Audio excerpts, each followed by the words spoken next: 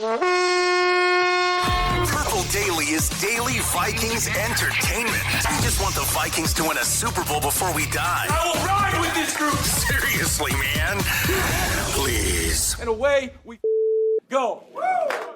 All right, so write that down Wednesday here. It's a fresh league year. Write this down. Write that down, new league year. Yes. Write them down. That's right. It's like a personal contract with ourselves. The statistical slate has been wiped clean post Super Bowl, and we will make, it'll be technically our second round of predictions, I guess, post Super Bowl, but we'll get to the first accountability session here in just a moment. We've got predictions from, I'm looking at the thumbnail here, from Hammond Stadium in Fort Myers, where a shaded Declan Goff has been crushing it for the Score North Twin Show this week. He shows up, the number one starter blows out his elbow.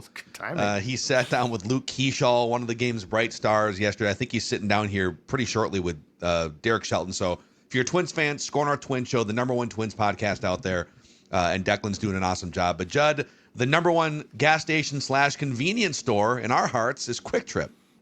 Most definitely is. And folks, I've been talking about Kwik Trip now for quite some time, bringing you all of the specialties, right? Well, have I got a new one for you? And that is the opportunity to bring home the flavor at Kwik Trip's The Quickery Bacon. Now just $2.99 for a 12-ounce pack. I'm talking crispy applewood smoked goodness to go alongside perhaps your breakfast favorites. Or how about this one on a juicy burger, sizzling bacon? How good does that sound? Now, the offer runs through March 23rd with a limit of 2 packs per customer. So make your taste buds happy by stopping at Kwik Trip today. I am telling you, Kwik Trip knows no bounds here, okay? Like you got the gasoline, you got breakfast, lunch, dinner, you got all of that, and now entertainment at the pumps from us. And now when you're watching our hot takes, you go in, you pump some gas, you go in, and you get bacon, $2.99 for a 12-ounce pack. I mean, what more could you possibly want? Yeah, exactly. Mind blown. Yeah. Well, the only thing would be if they were also a bank, and that's kind of where they draw the line. But that's where North American Banking Company comes in. 6 locations in the Twin Cities area, and founded in Minnesota in 1998 as a community bank. So in a world where it's harder and harder to get actual human interactions, friendly, knowledgeable people are there to help you with your banking needs at North American Banking Company, whether it's a better checking and savings experience or whether you're buying a home, tackling a renovation, something bigger, setting up a new business. nabankcode.com/Mackey to learn more. Member FDIC, equal housing lender. Write it down. Awesome. You like writing things down. It just occurred to me, by the way, that in today's vernacular, Kwik Trip has gas and they are gas. Wow.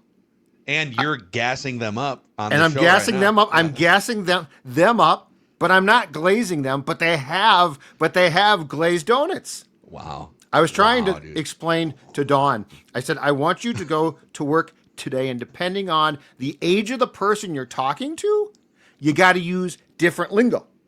Have you ever said to Dawn, honey, I love our multi-decade marriage, but I really wish you would gas me up a little more once in a while. If you could I can do that now. She knows what it means now. Yeah. I taught her gas up. Pump my tires. I brought, yeah, exactly right. But that's for old people. You pump their tires. You gas the kids up. I did gas, I did glaze, and the ick, which is not the same as our old. It's icky. No, the ick is like that dreadful feeling you get when someone does or says something, and she came up with some good ones. Yeah. But I sent her off to work, and I sent her a reminder. I said, you got to work these in now. You will be so popular with the kids. Yeah, and don't make it seem forced. No, just kind of. Just sneak it right in there, It can't be funny. Play it cool. No, it needs to be exactly right. It needs to be, it's like a pitch. It's like a repertoire. You got your curveball, you got your fastball, changeup, right? You got to work them all in. You got your glazing, got your gassing. Exactly. Anyway, here we go. There's not going to be a ton of glazing here because it's kind of a dull period with not many things coming off the board. But here's how the accountability session works, and here's how the whole thing works. Write that down. It's 3 Vikings or football-related predictions from everybody on the show each week. They have to be quantifiable. We keep track of completion percentage and touchdowns.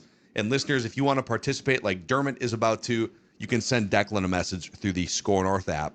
and we will get you scheduled for an upcoming episode. So in the absence of things coming off the board here, we will highlight some things still on the board. So Judd, you said there'd be a credible report about the McCarthy Vikings relationship involving friction between the two sides by week 1 of 2026, kind of a know it when you see it situation. We're getting pretty close to that. I was just going to say, I think we're at the edge of the cliff. I left this on the board. We're going to get to a couple things from The Athletic and from Jason Lockenfora as well in the second half of this episode. And I feel like it's mostly just like people on the side of like the team and the coaching staff that are maybe venting frustration about some things about JJ McCarthy. And I don't know that it's quite like friction between the two sides, because he might say like, they're right. I got to be better in this area. But the things that keep coming out, the poking and the highlighting of deficiencies, it all feels a little odd. And I don't think this comes off the board yet for you, but I think we're getting there. I feel like we need somebody off the record, almost certainly, right? From the McCarthy camp to finally snap back. Yeah. So like, and this could be a combine thing. The agent, right? Talking to a reporter he trusts, like, there's been a lot of stuff about fashion in his system. Exactly. He's like, there's been a lot of stuff about JJ, and it's not fair. And I'm going to give you some things. So yeah, it's just because the perfect term that you used is poking. Like, it's not like this. He can't be coached. He's terrible. It's more of this, well, I had to do this or I had to do that. And I feel like it's going to be the McCarthy camp, not JJ, but somebody, probably an adult in the room, who says enough is enough, and we're at least going to defend ourselves. This is one of the weirdest young quarterback organizational relationships in recent NFL history. It's incredible to say, by the way. From every, like, even just like the tumultuous injury stuff to the month in the middle of the season where Kevin O'Connell was publicly talking about mechanics and footwork and all this stuff, and some of these reports, and we'll get to more of it later in the episode. Nothing off the board for me, so I'll highlight something that absolutely should have come off the board last year, inexplicably somehow did not. I told you during training camp, Max Brosmer will throw a regular season NFL touchdown pass at some point in his career. So I gave you like a 10-year window here. Right. And if you would have told me at the time of making this prediction, he's going to start multiple games this season for the Vikings, how confident do you feel that he can find one touchdown pass in there somewhere? I would have said, oh my God, it's great. And he did not throw a touchdown pass. So it stays on the board. In retrospect, you know what happened? The Fox TV team before the Seattle game went back and watched the show in which you predicted this and said, well, Max Brosmer must be really, really good. Under the radar, we are going to gas him up. Wow. And that's what happened. And so it's your fault. It wasn't the Vikings. It was you. They saw you and they're like, well, if this guy's predicting he's going to throw a touchdown and he started the year as the third quarterback, that's what it was. I blame you. They discovered that I F with Max Brosmer, and to steal another one. Okay, listeners. So Vivin last week, this is the first one that comes off the board for the 26th season.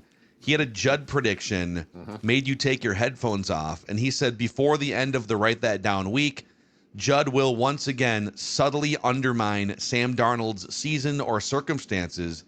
And I have my antenna up. Unless I missed something, you heroically refused to throw shade or slander at Sam Darnold. What a Super Bowl. Yeah. Yeah, I'm taking at least a week off or 2 weeks off. So Vivin, incorrect. Sorry, Vivin.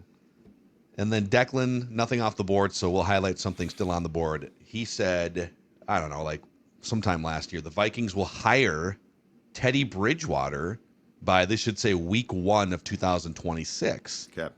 I think Teddy's a free agent once again and would probably like to be a backup in the NFL. And this was meant as a non-backup quarterback hiring. This is like hire him to be in the organization somehow. Oh, okay. So we'll see. All right. He made that clear. So with that, here are the statistics for the fresh 2026 season. As you can see, only the listeners are 0 for 1. Everybody else is still statistics pending. Career stats going back to 2021. Declan with the 35.7% completion percentage lead. Listeners at 24.5% down there. I'm looking for my 70th career touchdown, which leads the listeners by 1 at 68. So there's the accountability session, as brief as it is. All right, let's go across the Atlantic Ocean here, where our guy Dermot, if I can get the screen right here, there we go. There it is. Is joining us here. Thanks for having me Dermot, on. Thank you. Yeah, thanks for coming on. To, Burke's Bar. You're more than welcome anytime. So next got- time there's a Dublin match or something, we'll get you in.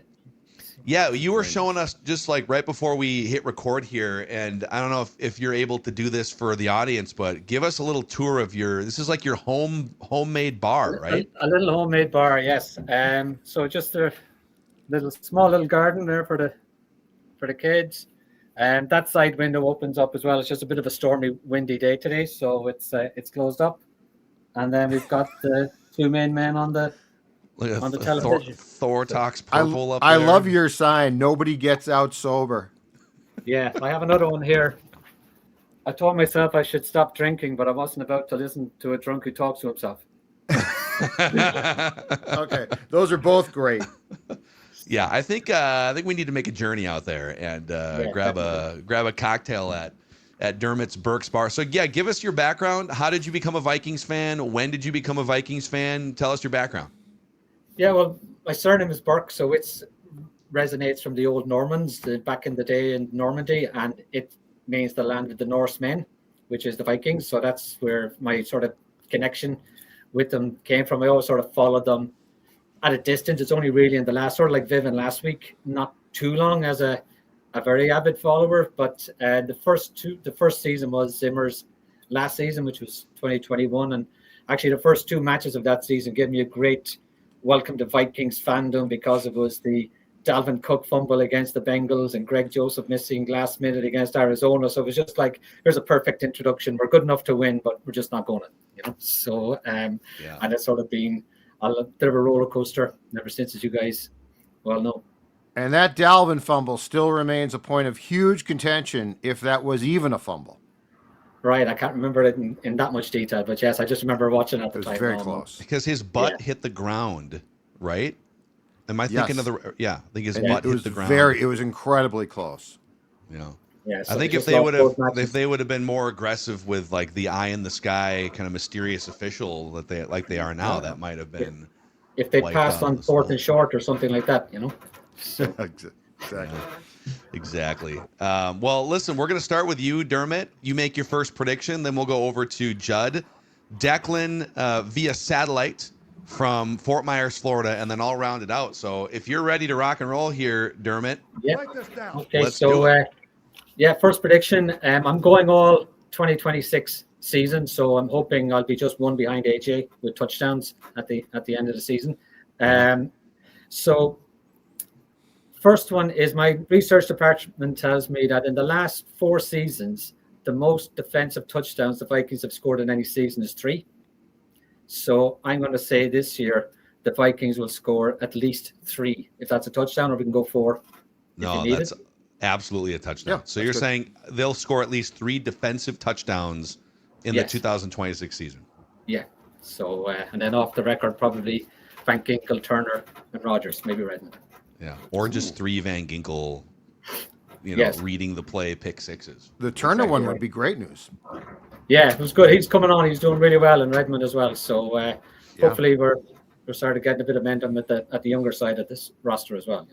Yep. All right. And our guy Johnny Randall, who loves himself an under the radar sort of interior defensive lineman, highlighted Levi Drake Rodriguez, who had a nice little pop up last year too. Yeah, that's right.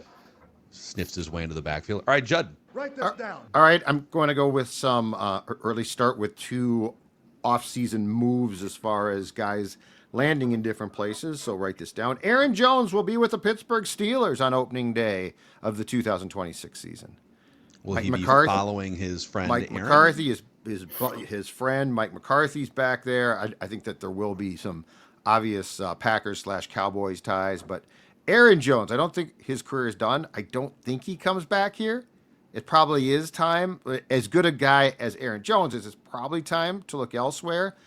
So he is with the Steelers on opening day. Okay, love it. Write this down. Let's go to Fort Myers here.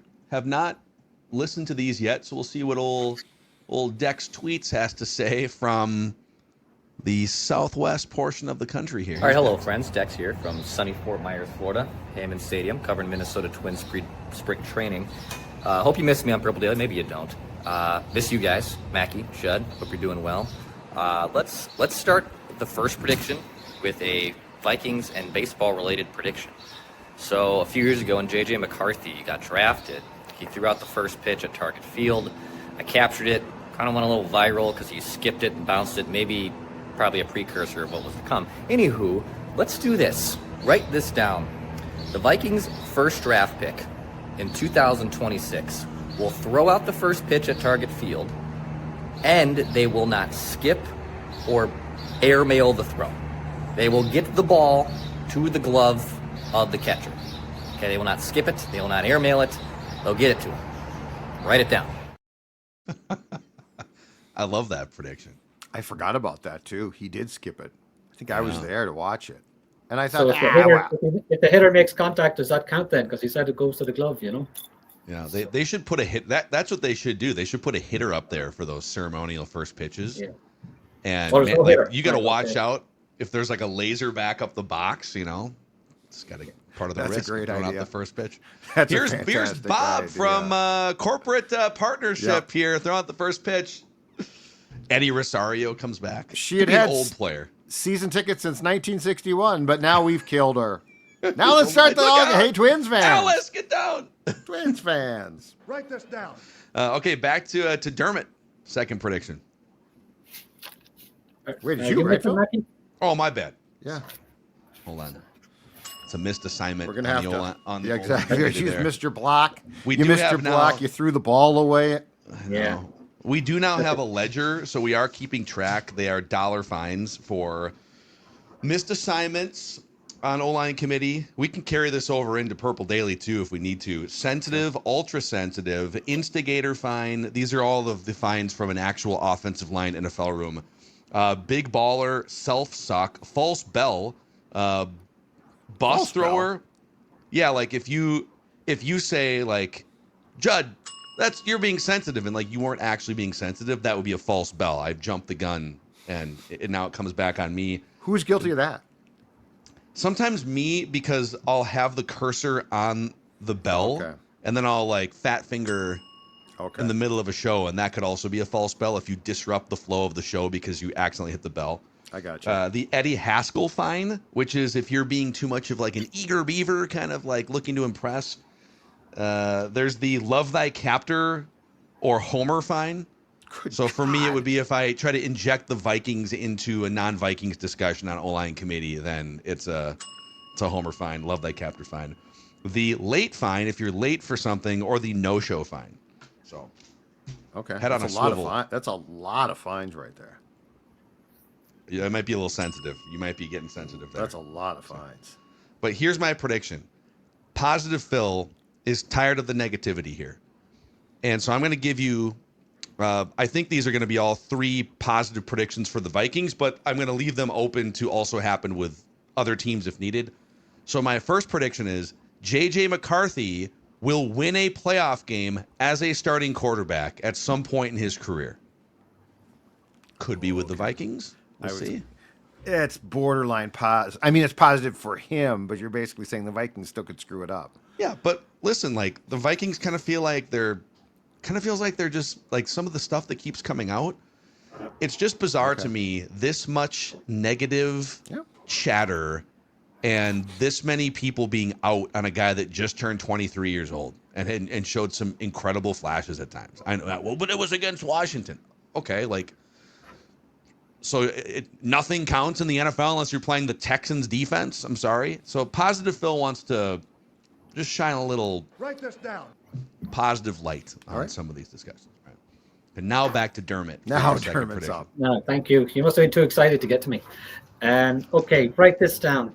The Vikings will have at least 3 people with 1,000 scrimmage yard seasons next season. So I'm saying more than likely, I'm thinking 2 wide receivers and a running back, but we'll just say 3.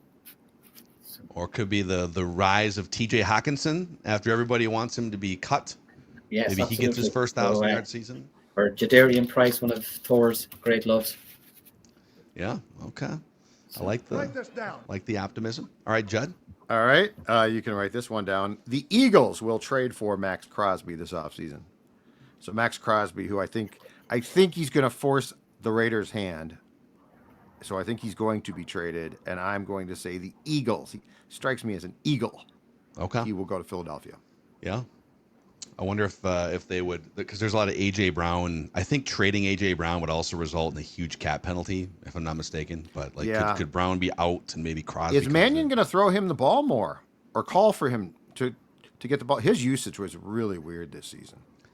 Yeah, it's kind of crazy too. They won a Super Bowl a year and a half ago, basically only minimally using one of the three best wide receiver tandems in the NFL. I mean, Devontae Smith too. Pretty crazy. Okay. Write this down. Let's go back out to the fort here. Declan's second prediction. All right, prediction number 2. Write this down. Brought this up on Feedback Friday last week, but Andrew Van Ginkel has a pretty hefty cap, and I think it's $19.2 million in 2026. So write this down. Andrew Van Ginkel will have a restructure or a contract extension, or he basically won't play on the $19 million cap hit with the Vikings. So his cap hit of $19 million as of right now, that will not be his cap hit on week 1 in 2026 for the Vikings. Write it down. Write this down. Yeah, the Ginkster. He's got one more year left on his deal. It's a $19.2 million cap hit. So they do have a bunch of void years. They could, in theory, restructure that base and spread it into the void years. Void years are so funny. So Andrew Van Ginkel's contract is up with the Vikings this year, but there are 4 void years tacked on to the end of it for accounting, and that's to literally either take his signing bonus from before, or if you wanted to convert his current base salary of $15.3 million into a signing bonus, which would guarantee him the $15 million, and then you spread out the cap accounting through 2030 when he would be 35 years old and a half decade removed from his Vikings career. I would rather do that with him. I told Thor and AJ this. On Hockenson, he's either released or he just takes a big pay cut. I am not going to push any money. Because if you screw with his contract, right, it's possible I am not going to push a cent of his money into a future season. So on Van Ginkel, I actually probably would. On Hawk, you're going to take a pay cut or not come back. Yeah. Yeah, but the other thing with Hawk, I agree, he's not playing on that number. And because I don't think he has any more guaranteed money, it's a fork in the road for them to figure out just a new position for that contract. But they need tight ends. Even if they don't lean into the JJ McCarthy offense, Josh Oliver, while capable of catching passes, is not a guy that you would want to elevate from where he is to the Hockenson role. And this is where it's so frustrating that they don't have a young tight end that they drafted or two to step up. Like I said, this is the poster child of ineptitude. You have, because you've drafted them. Gavin Bartholomew, you drafted 6th round, right? Okay, cool. 6th round pick. 6th round picks sometimes hit. Got hurt though. Yeah, but then he gets hurt. And then you look at this, there are so many positions where we talk about, I wonder if you could do this with the guy's contract. And the reality is, it would be great to just release him. But you're you don't have somebody. Yeah. I actually got more and more frustrated on that show by the lack of depth and how it just bites you in the ass immediately. And the Barth, again, some of this is incompetence. Some of it's terrible luck. Bartholomew, if they thought he could be that guy, and they had a couple undrafted guys too that they, like Eurosec and what have you. But okay, Bartholomew gets hurt and he barely takes part in any training camp, doesn't take part in the season. Is that ineptitude or is it just terrible luck or something in between? I don't know. I think he's going to be back in the mix for this season, but you should have somebody there who you think could step up. And perhaps, you know what? They might, but then let's see it. I don't want to be holding on to guys because you're afraid. If you think a young player is not worthy in like year 2 or 3 of accelerating up the depth chart, that's a you problem. Yeah. How old is Irv Smith Jr. now? Can we bring him back? Yeah. I thought he was going to be so good. I did too, man. Watching that guy. He's only 27. He was a he wasn't even in the league last He was a year. training camp warrior at times. He was. Write this down. Okay, my second prediction. Positive Phil continuing his journey here. You know, I'll go with a Hockenson prediction. Once again, everyone's out on McCarthy. I'm buying stock. Everyone's out on Hockenson. I'm not so sure. He's not 35. He's another year removed from the knee injury. And he had really inconsistent to bad quarterback play for most of the year. So write this down. Whether it's with the Vikings or somebody else, TJ Hockenson will have a 1,000-yard season before his career is over. So it's kind of a long-term prediction. Okay. He's had 914 in 2022, 960 in 2023, with like 2 games to go until the injury wiped out his last game or two. Yep. So he would have hit it then. Maybe it's with the Vikings. Maybe he goes somewhere else and just finds more consistent quarterback play. But I think TJ Hockenson, I don't think he's cooked, is the premise of this prediction. So write it down. He will have a 1,000-yard season before his career is over. Write this down. Mm-hmm. All right, Dermot, back to Burke's Bar for the third and final prediction. Last orders. So I suppose I need Van Ginkel to stay and I need Hockenson to do his 1,000 yards for my first 2 predictions. Last prediction for me is, write this down, Will Reichard. I'm going to do a parlay, maybe 2 or 3, depending on whether I need to go for a touchdown or not. So Will Reichard will break either the indoor or outdoor field goal record this year, is the first piece. Second piece is Ryan Wright will have a career-long punt at some stage in the season. If that's enough, we'll stick. And if not, we'll add a third piece that the Cleveland Browns will earn the number 1 draft position after the 2026 season. The first 2 are enough, right? The first 2 are enough. Yeah. You're good on the 2 specialist parts of that. Yeah. Unless you really want to go, if you want the extra prediction, like a 4th and separate prediction with that Browns prediction. Well, if I get a 4th separate prediction, yes, we will take that. That'll be very good. Yeah. We'll make a special exception. You welcomed us into your bar. Your bar, yeah. Exactly right. So in the Viking spirit. Love it, man. Well, awesome connecting with you across an ocean here and hearing about your Vikings fandom. And so, Dermot, you've got this life-altering platform here right now. Who would you like to thank or shout out on Purple Daily? First shout out, I'd like to thank you guys for all the great content. I wasn't actually happy with Judd last night because I was looking at the coaches on the hot seat and I had written down my notes for today a couple of weeks ago, and I was going to have that this was going to be Dan Campbell's last season as a Lions coach, and then you sniped me in the episode. So that's sorry. That's okay. I want to thank Dex for arranging this and also for saving me from myself because I'd asked to be on before last season and was all going to be very positive JJ McCarthy predictions. So quite happy in the end. Sometimes when you don't get what you want, it works out well. And of course, I'd like to thank my family, good lady, the girls.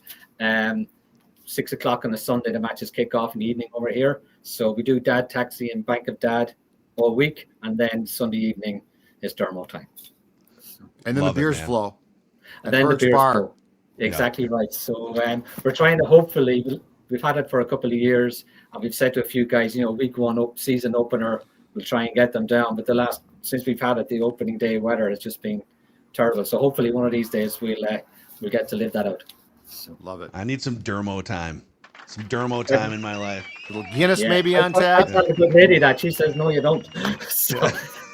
Oh, yeah. I'm not surprised by that. No one needs any Dermo time, actually. Less Dermo time. Exactly all right, right. Dermot. Great stuff. Good luck with your predictions, and hopefully we see you again sometime, man. Yes. Thank you. Keep up the good work, guys. Thank you very much. Bye now. All right. Thank you. Love it. Love it. Hey, before we get to our final predictions and then kind of parse through the latest poking at the Vikings' supposed franchise quarterback here, shout out to Federated Mutual Insurance Company. Federated has been an awesome partner, and we're thankful for them here on Purple Daily and across Score North. They've also been a great partner going back over 100 years to many small and medium-sized businesses, the backbone of America, if you will. And you can find a full list of industries that Federated specializes in at federatedinsurance.com. Manufacturing companies, auto services, retailers and wholesalers, dealerships, contractors, federatedinsurance.com to find out more. They also work with a lot of next generation business owners, younger business owners. So again, find out more information at federatedinsurance.com, where it's our business to protect yours. And hey, I think there's going to be snow hitting here again, because we had like fake spring and now we're getting back into second winter. There's like 12 different seasons here in Minnesota. So if you're looking for something to warm you up, maybe some easy dinner plans, Pep's Legit Pizza, 100 years culminating, family recipes, keeping it Midwestern, stone-baked, tavern-style, thin, crispy crust with a bunch of different great topping options. Go to your local grocery store, open up that freezer section, grab yourself some Pep's Legit Pizzas, shareable, snackable, and unapologetically Midwest pizza that doesn't mess around. I think the Mackies might have to get into some more Pep's Legit Pizza before the weekend is over. All right, let's make our final round of predictions here. Judd, what's your third one? Okay, I am going to go back to our show from a couple of days ago where I gave you guys coaches on the hot seat who might be a bit of a surprise in 2026. And I'm going to give you this one to put it on the record. Nick Sirianni will no longer be the Eagles coach after the 2026 season. So, I mean, off the record, I'm guessing fired, but if I say fired and he storms out of the building in a huff, I don't get the point. So I'm just going to say he will no longer be the Eagles coach after the 2026 season. So that could be a firing on the Monday after the season ends. It could be a agreement to separate. Yeah. I feel like the shelf life is really pushing to the edge here. Do you think he gets another job quickly? Like, does he jump right back in and get another head? He's a Super Bowl winning head coach. I know. I think so, but my issue is, I think he does, but the issue is he's so polarizing that I don't think it's just the biggest slam dunk. I don't think it's like a coach who gets set free and he's had a ton of success and he immediately gets a job. But yes, I think he coaches again. It feels like in that city in particular, with his abrasiveness, it sort of works for a while. I just don't think it's going to work for a long time. And it's weird, he won a Super Bowl last season, but in 2 of the last 3 years when he hasn't, there's been like issues, right? And rumblings and rumors about what's transpiring there. And so I think it's going to come to an end. I actually have a take off that I'm going to throw at you on football takes today. You and I are going to do an episode of football takes. I'm excited about this though because of the free agency list being out. I was sifting through them. Yeah. So I feel like there's a bajillion things, and with the combine next week, just a cheap plug, we launched, in addition to O-Line Committee and Purple Daily and Thor Talks Purple, we launched a couple months ago football takes, Score North football takes on YouTube if you're looking for the exact URL there. But it's kind of a playground for us to talk about things that aren't the Vikings, but we'll jam a bunch of stuff in on today's episode. Okay, Declan, back to Write this down. Fort Myers, Florida here, where old Dex covering Twin Spring Training is taking a break to make some football predictions. Here's his third one. Okay. All right, final prediction for me. Write this down, another Feedback Friday topic from last week. And I'm believing it. I am buying it. The Purple Daily Anonymous tip line about Mike Tomlin being connected to the Vikings GM job. Write this down. Mike Tomlin will work for the Vikings in 2026. He will either, off the record, I think it's GM, but he'll have a role with the team. At some point in 2026, Mike Tomlin comes back home. Write it down. Talk to you guys soon. Bye. Wow. He's taking the Purple Daily Anonymous tip line. I don't know if I'm taking that bait. That down. I don't know if I'm taking that one. Do you think that was, it's from Friday's episode if anyone wants to go back, but do you think that was just like a trolling fake email? And these guys will probably read it on their show? Possibly. It just doesn't. every indication has been that he plans to take time off. And he's been doing take a few months off. And he's been doing this for Steelers, 2007 through this past season. I don't know. Like, among the things, he did work here, so it's not like the Wilfs don't know him, at least as a defensive coordinator, where he was very good, but I'm just not buying that one. Yeah, by the way, the nature of the anonymous tip line note was not like come in as a linebackers coach. It was front office. So, and I think they'd have to trade, because I think GM and coach, I think, are on the same level in terms of like if you're going from coordinator to head coach and you're under contract, that contract voids if you get a level up job. I don't think that's how it works with head coach front office, but Deck's going there with his. All right. Okay, final prediction. Positive Phil. Justin Jefferson. No longer going to need to grind to 1,000 yards one way or another. Either a big leap by McCarthy or just a better quarterback coming in here. Write this down. Justin Jefferson will receive at least one MVP or Offensive Player of the Year vote at the end of the season. Yeah. So he'll either he'll get at least a vote in the standings for OPOY or MVP. Write it down. OPOY, 14, I think. 1,500 Yeah, yards. 100% he should. Well, if they get quarterback play, consistent. Quarterback. But I mean, if they,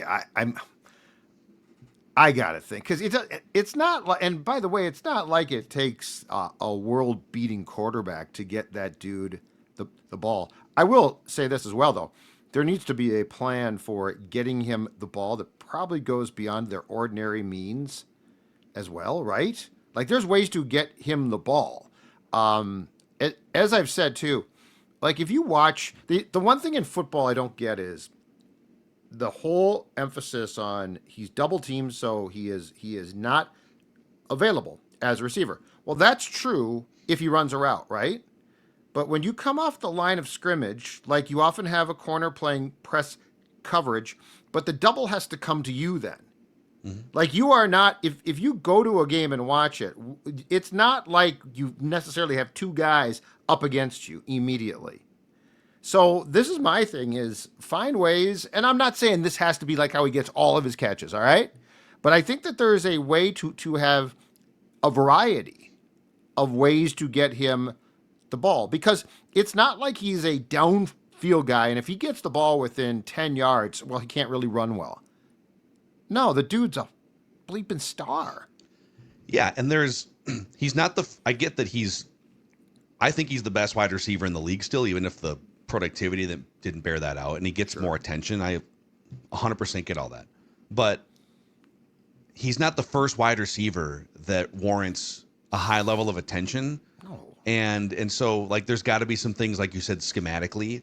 Now, the Vikings would come back and say, well, there's only so much we can do, and we're dumbing down our playbook, which gets us into these latest reports that have come out. We might as well get into this now that the write that down proceedings I have heard this on background, that by the end of the season, the Vikings had borrowed a third grade playbook from a school and just adopted all of that. They basically said, who is the best, or what is the best Pop Warner offense in grade school here? And they found it, and they said, this is our offense now.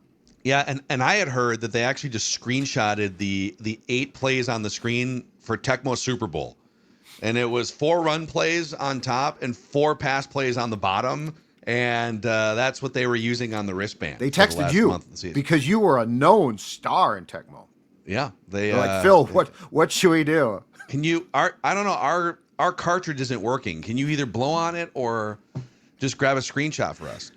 So let's start with the athletic report here from Alec Lewis. And it was more of a big picture kind of McCarthy and the current quarterback situation piece. And within it, this was not necessarily a headline portion of the article, but it's the thing that aggregators definitely glummed onto the most, and it's interesting.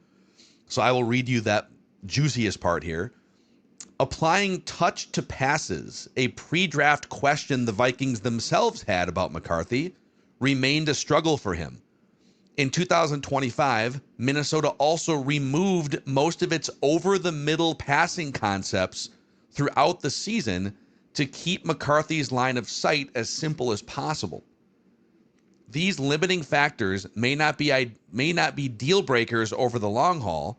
That said, NFL executives and coaches rarely have the benefit of viewing everything in the context of the long haul. Results are required. For all of these reasons, the Vikings are gauging all of the quarterback possibilities with an open mind.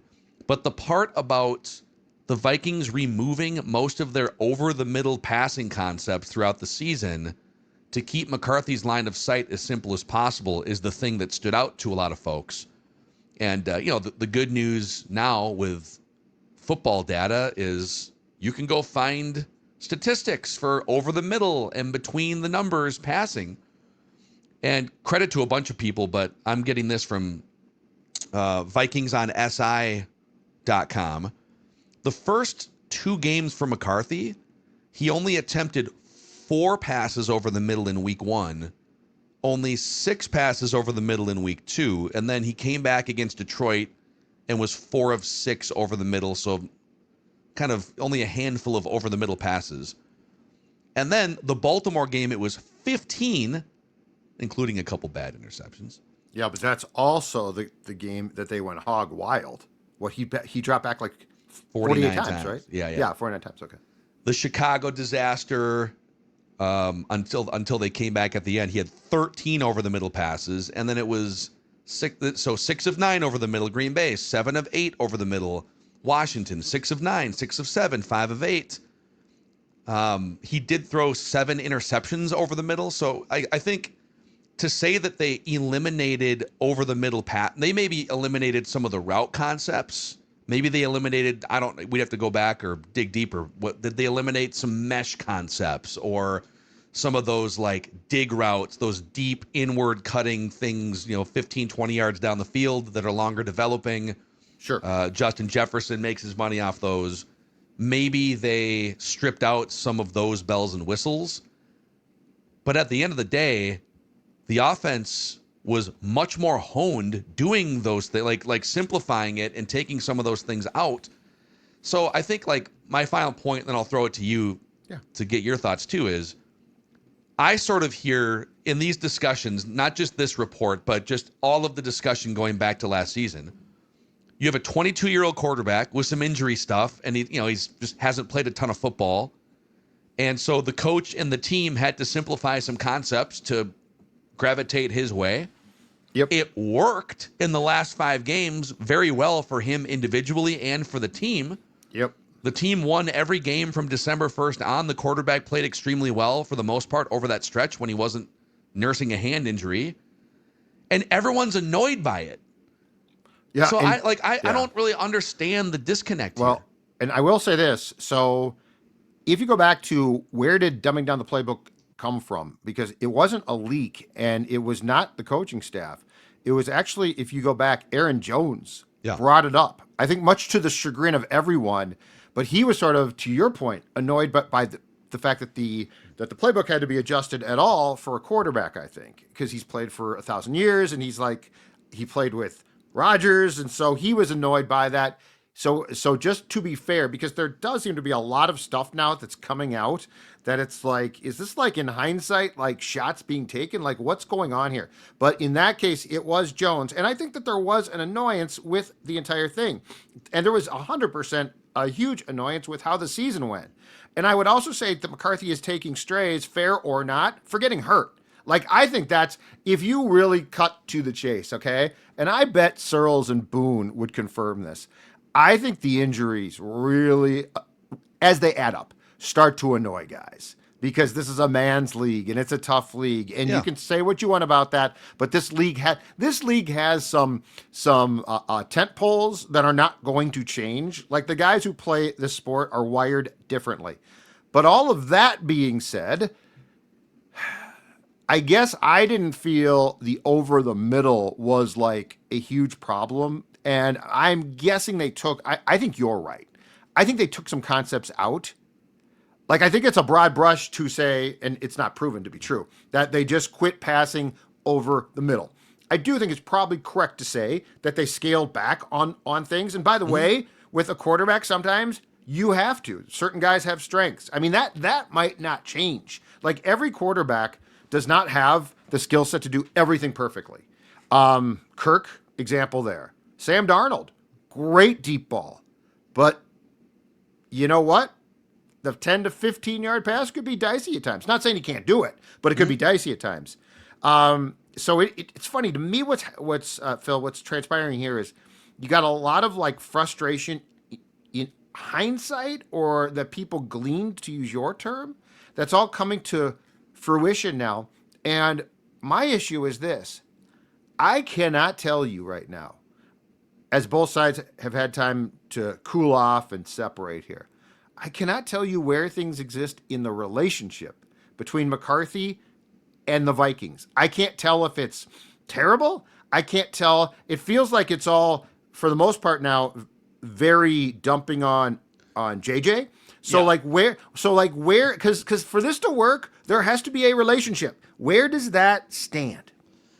I'm glad you brought that part up, because some of these things, there's been various little poking reports that have, and there's another one we'll get to here from Lock and Fora, but the season ended 6 weeks ago for the Vikings, and yet we've still had these little poking reports well after McCarthy's been in the building, and like they've been done practicing and working together directly for 6 weeks now. So why do these things keep kind of coming out?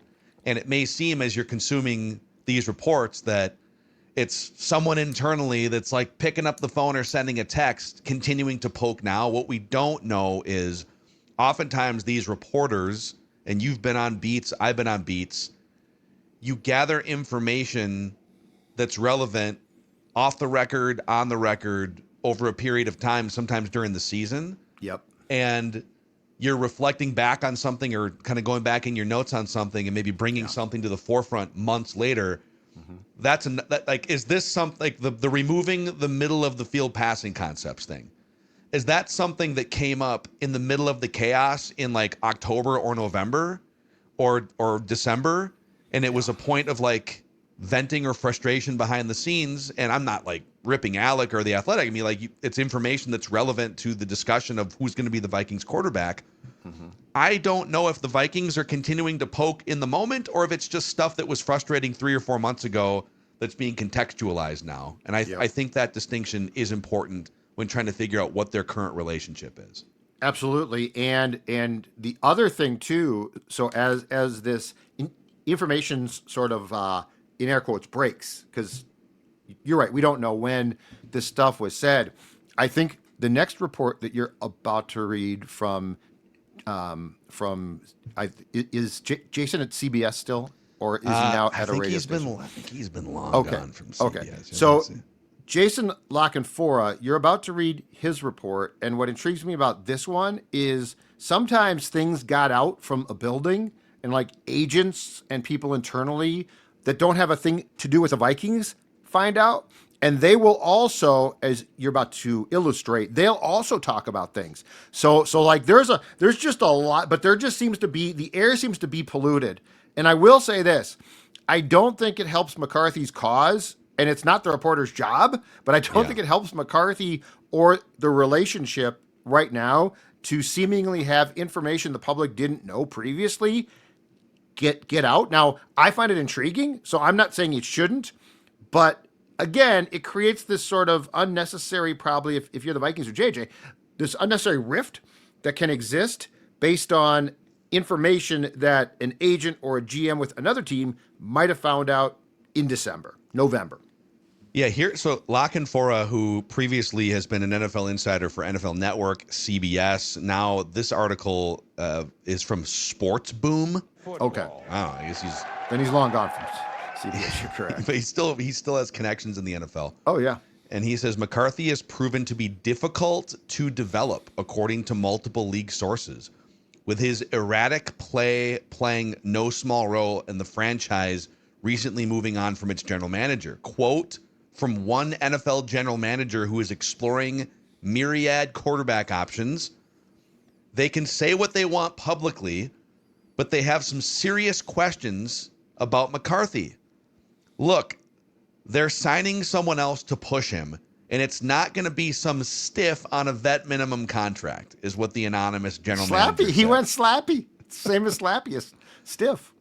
And the subject of Kirk Cousins came up here, and Lockenfora writes, Kirk Cousins finally began to play better football late last season after an Achilles injury and a poor fit in Atlanta's offense.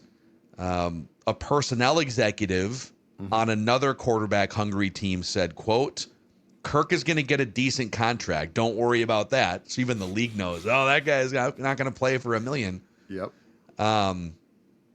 If the 49ers were to trade backup quarterback Mac Jones, San Francisco coach Kyle Shanahan drafted Cousins in Washington and has been an admirer of his. As a second GM put it, quote, but I'm not sure how the timing of that would work out. I don't think Jones is going anywhere. And then it kind of ties back to that GM being fairly adamant about a Cousins reunion with Minnesota. And there's going to be other interested parties like Kyler Murray and other quarterbacks. So anyways, but the main headline on the McCarthy front here, Lockenfora talking to NFL general managers, is that he has proven to be difficult to develop. And they're definitely going to bring in someone who's not a stiff on a veteran minimum contract. I love that. So what does difficult to develop mean? Does that mean that the actual development has been not what they thought, or his personality makes it? Like, that's a big difference. Yeah, right? Well, it's difficult to develop someone who isn't practicing very often, and it's difficult to develop Right. someone who has some accuracy issues, either because of hand injury, ankle injury, or independent from injury. Yep. But I'm wondering the same thing you are. Does that line then get drawn? Like, he's difficult to develop because he's never available, Or his mechanics weren't good. Yeah. Or is he difficult to develop in part because of stuff that goes beyond like injuries and mechanics and Not listening to personality coaches. stuff? Yeah. You do the in Dallas gritty into the end zone. Like, that's a serious, like, that word to me is, I need to know more. Yeah. Because if he's being difficult as a human, that's a problem. If he is difficult to develop because he's been hurt, that's a problem, but in my opinion, has a chance to be rectified, right? Yeah. So what do you think? Because we talked about Kirk possibility, and I forget the report a couple of days ago, but what do you think the reality of Kirk is? Two things: price standpoint, and then what we talked about too, which is, would he have to be guaranteed the starting job? Because I think that was insinuated before. In this case, it's not being insinuated. And in fact, if he went to San Francisco and joined Kyle there again, he 100% would just go in as the backup. So what are you buying and selling on Kirk from a financial and playtime standpoint? I think, as the Kirk whisperer that I am, You had a hat once. I do think playing or having a chance to play as the number one starter is the first priority. And that also would then coincide with any team that would be willing to bring him in as the starter or to compete for a starting role would therefore likely pay him more money than a team looking to bring him in as a backup. This $20 million figure that I saw thrown out there, I can't remember where we saw that, but there was like a $20 million number floating out there. Okay, that's like, I mean, that's starter money. I mean, that's Justin Fields money. That's Daniel Jones got like 15. But his agent probably says, listen, Daniel Jones was a much less credible starter before he signed with the Colts than my guy Kirk Cousins. And he got $15 million or $14 million to come in and compete with Anthony Richardson. Mm-hmm. And the problem for the Vikings then is right now they are $40 million over the cap. There's a bunch of levers they can pull with restructures and cuts and stuff. Getting underneath the cap and then some is not going to be a huge problem for the Vikings front office. But if you stack a 1 year 15 or 1 year $20 million Kirk Cousins stopgap contract on there to fix a problem you thought you fixed by drafting JJ McCarthy 10th overall. Right. It's, I don't know, like, it doesn't sit great with me. I don't want to pay Kirk Cousins $20 million. I'd rather I'd rather bring in Geno Smith for less money, quite frankly, if he was available for $10 or $12 million and either bring in another player via free agency to make my roster better. So Some of it's up to Kirk. How bad do you want to play another season and be in the mix versus how much do you want to milk $10 extra million on top of the $400 million you've made in your career? And it might be on my part pie in the sky, but for this position, I would really like to pay 10 to 15.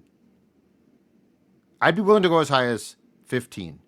20 seems very steep. And yeah, we should make this clear. The Vikings have a lot of ways to clean up cap space, but that does not mean it's going to be simple. Like yes, they are not screwed by any means. Yeah. But no, they don't have the ability, and it would not be smart to go out for a second consecutive offseason and spend as much as possible. So like I think there's a difference there.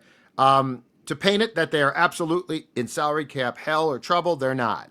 But to paint it as, they're not, so they can go out and do this. You still want to watch where you're spending. And I would like, if I could spend 15 to 16 tops on a backup. Now, in Kirk's case too, though, and I think anyone who comes here, the one thing to keep in mind is you are going to be playing at the very worst behind a quarterback who so far has been hurt a ton. So like you might say, well, I'm not going to start there. I don't want to go there. Well, JJ McCarthy has missed in 2 years a full season and then 7 games. And he's at the point now in year 3 where if he gets hurt in week 3, and unless weeks 1 and 2 were absolute bangers, and it's like, whoa, he came out 315, 3 tuds, big time numbers. Right. If he's not playing at that level and he gets hurt again and misses a month, he's not coming back immediately unless the backup or the 1B quarterback is bad. Good point. That would be grounds for, well, we gave it another shot and here's your 5th injury, and to this point you haven't really showed enough in the 12 games you played. Let's see if we can win some games with old Gino or Kirk or whoever that guy wants to be. Which is, to go back to this past season, a great what if. What if, and I'm not saying that this guy was great, but what if Carson Wentz does not get hurt? Did McCarthy? I mean, there have been reports that McCarthy was not just going to descend and step back in. That O'Connell liked some of the things that Carson Wentz could do. So that was something because of how brutal his shoulder injury was. We didn't get to explore, but I think that there was an alternate world where Carson Wentz at least got a chance for a while to start. And they sort of did that when McCarthy was the 3rd QB. Oh, he's the 3rd QB. Can't play yet, right? Like that was sort of a soft, okay, yeah, but so he could play if he had to play, but he can't play. So yeah, that would be a very good opportunity that if McCarthy gets hurt and the backup just steps in, that the backup might just stick. Well, you brought up Carson Wentz's name, and I would just brace the audience. I feel like people didn't fully latch on to the Carson Wentz thing. Appreciated the sacrifice he made, his shoulder socket still laying there on the field. But there is a non-zero chance that Carson Wentz, with a bunch of experience now in the Kevin O'Connell, a bunch of respect garnered behind closed doors. Yeah, for playing damn near dead. You're right. Kirk wants $20 million. Geno Smith wants to go play with the Chiefs or somebody, or the Colts or somebody else. Yeah. Kyler Murray goes to the Jets because he's an idiot. No, I mean, or it's a trade. That the musical chairs start to get filled up here.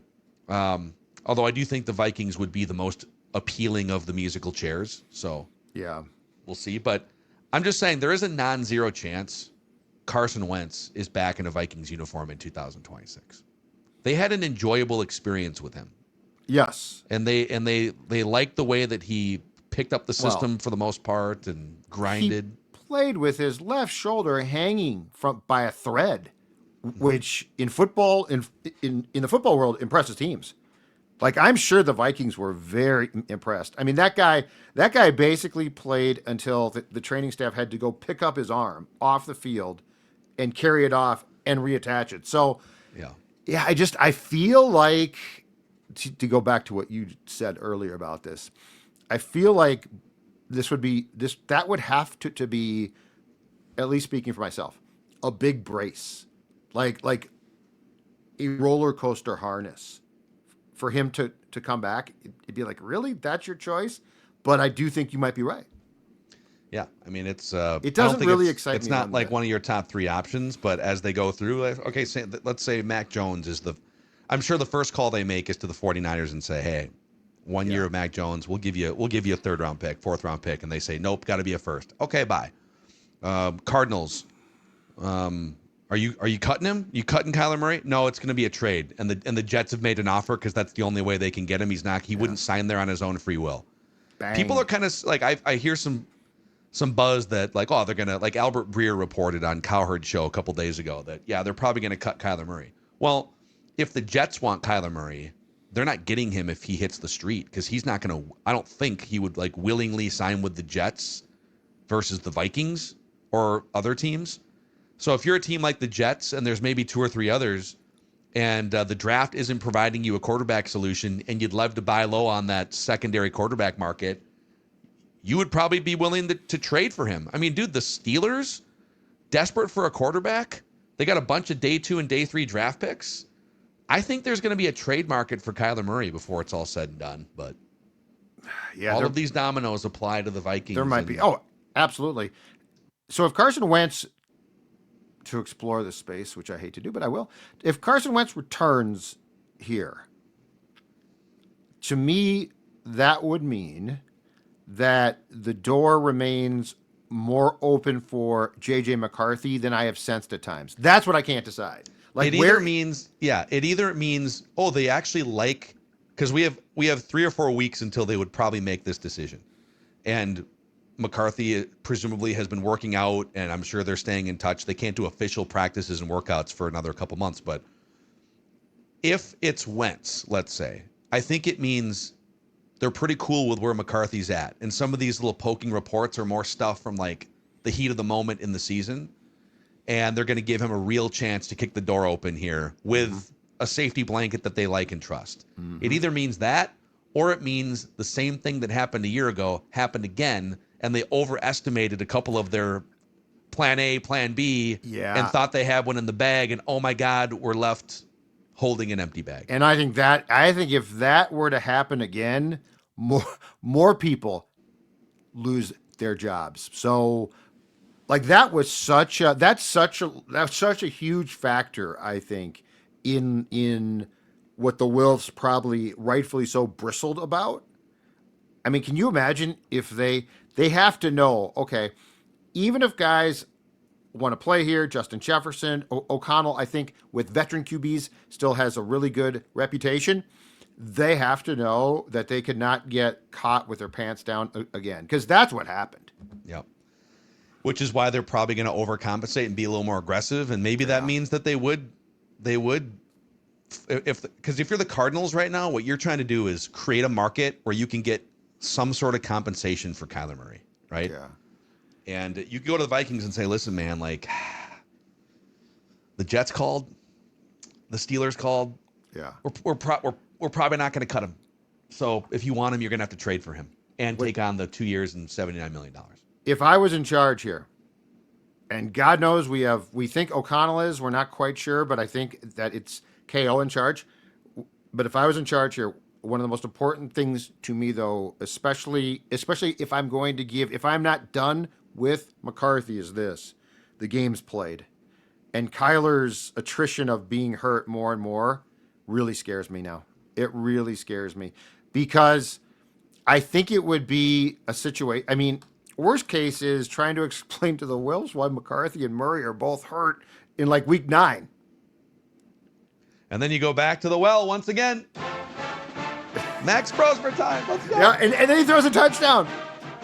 Finally. And then he throws that and touchdown 5 picks, pass. but that's great. But he got the touchdown. Yeah, guys, who cares? Thursday tomorrow. So plenty more to be discussed as we inch closer to the NFL Combine next week, where much more clarity will start to emerge with the Vikings' path forward. And I know there's a percentage of our audience that is sick of the quarterback discussion already, but strap in. Listen, we're not going to, there's other things we'll get into. We did the Wilf Talker yesterday. So as new news and information comes out, we will react to it. If any of us have any more theories, we will bring those to the show. We won't like clobber you over the head with stuff that's repeat because there's plenty of other things to get into. But this quarterback situation will only continue to heat up and evolve and hopefully conclude in 4 weeks from now or less. And by the way, too, don't shoot the messenger. It ain't and not our fault. Not our fault. The Vikings thought that they had the problem solved. Reckless speculation. Like, ideally, McCarthy is coming off a really good season, and we're talking about the future, like the next 10 years are set. Don't blame us. Yeah. Well, listen, we're just the purveyors of reckless speculation here on Purple Daily, where we would like the Vikings to win a Super Bowl before we die. See you guys.